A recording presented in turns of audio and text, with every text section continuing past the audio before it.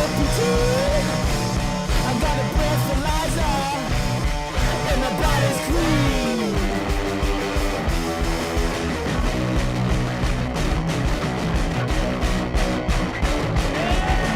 What's up, everyone? I'm Will, and welcome to Hollywood Multipass. Action, drama, comedy, and a unique film experience. This is Scott Pilgrim versus the world.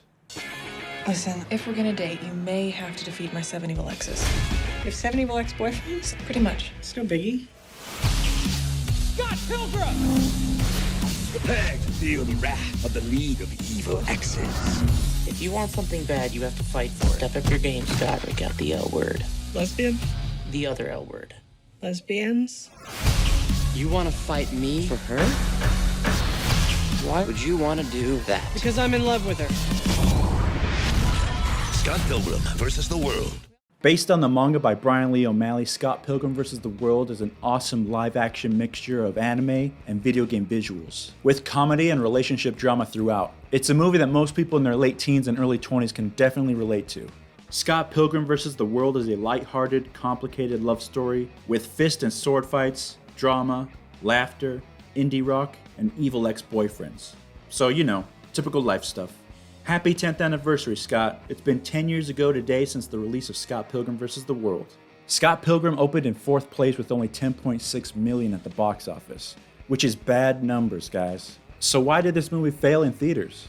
I remember very distinctly when this movie came out 10 years ago, how I felt before I went to go see it.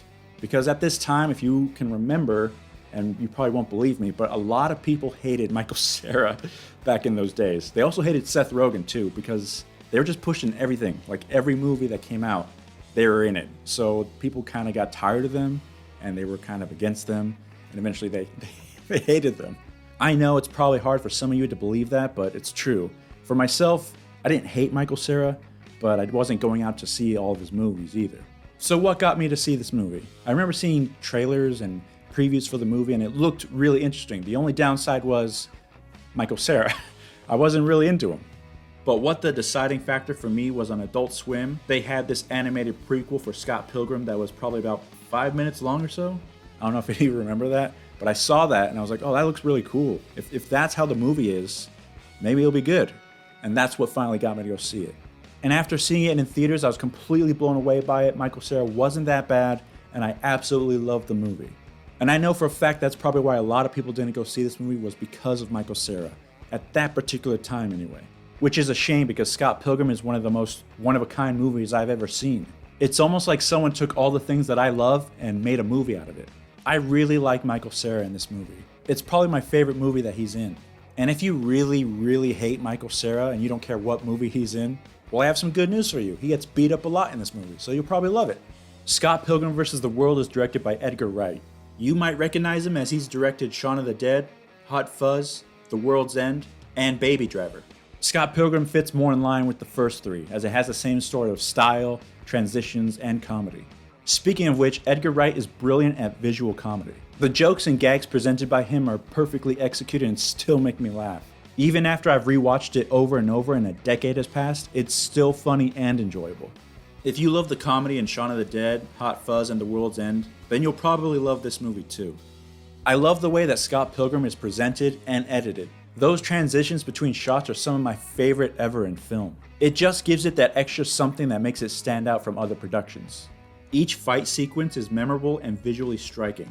They catch your eyes and ears in a different way each time. From the first fight with Matthew Patel to the final clash with Gideon, there's something to love and enjoy from all of them.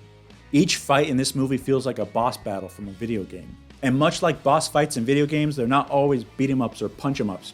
Punch 'em ups? What I'm trying to say is that not all boss battles in video games are the same. Sometimes in games you have to approach the boss at a different angle to find and exploit its weakness. And I really like that Scott Pilgrim vs. the World approaches their fights in the same way. It's pretty crazy to think that Scott Pilgrim faces off against Captain America, Superman, and his ex-girlfriend as Captain Marvel. Okay, so he doesn't really fight those characters. But he does fight the actors who play them. Look, I know it's a really big ask to believe that Michael Cera can beat up all these people. But if you let that go, you'll have a really fun time with this movie. The movie has a really great cast of actors in it. Honestly, each of the actors who play the evil X's bring something different to each fight, and I enjoy each of their performances, especially Captain America himself, Chris Evans. He's really great at playing a complete and utter tool. The question is he really acting? I'm just kidding, he's fine. Don't kill me, Chris, please. Kieran Culkin, brother of Macaulay Culkin, plays one of my favorite characters, Wallace Wells. He steals every scene that he's in, and his delivery of each line is just so perfect. I absolutely love him in this movie. Aww. Before moving on, I have to mention that Bill Hader voices the narrator at the beginning and the end of the movie. I'm not sure if anyone else recognized his voice, but I sure did. I was so hyped to hear him in the movie. I know it's a small role, but I love anything Bill Hader does. The music for Scott Pilgrim and his band Sex Bomb was written and created by Beck. He wanted to bring that indie garage band sound to the soundtrack, and I think he absolutely nailed it. I know I went into this movie skeptical because it's Michael Cera, but once that Universal Pictures logo came on screen in that video game 8-bit format, I was all in. And the movie only got better and better from then on, for me anyway. I greatly appreciate all the little nods to certain video games and movies and TV shows, and there's a lot of those that they allude to. There's Zelda references, other video game references, a nice little nod to the Warriors and other TV shows and movies. It's like a fellow nerd was saying, I like all these things too. And any director that pays tribute to some of the best video games and movies out there always gets respect from me. I think another problem this movie had on release was that it didn't cater to an older or younger audience. It really does feel like it was catered just for me. I grew up with a lot of these movies and video games that are referenced. So there's probably a lot of people who saw the movie and just don't get it. And I don't blame them really. It does sort of strike a chord with a certain demographic. I have never seen these type of visuals pulled off in a live action movie before. And quite frankly, from the time it came out, I haven't seen a movie like Scott Pilgrim since. I saw it in theaters and I bought the Blu-ray the day it came out. I love it and I rewatch it all the time. It's one of those movies that I just play whenever I can't find something to watch, or if I need something to play in the background. It's like a friend I go to pick me up when I'm down. Is that too weird of a comparison? I'm just trying to say that I love this movie a lot. And I love a lot of films out there made by many cinematic geniuses. But this one really feels like it was made just for me.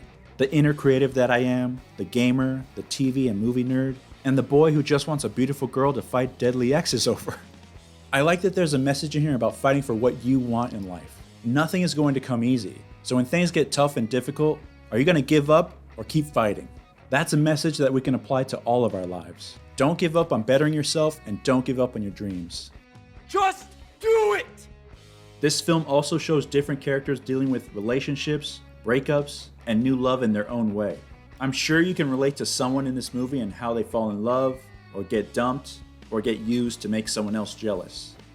If you're looking for a fun, genre-bending action comedy that you can sort of relate to in terms of complicated relationships and that coming of age, then look no further than Scott Pilgrim vs. the World. This is one of those movies that speaks to my inner nerd and geek soul, and I appreciate everything it gives me.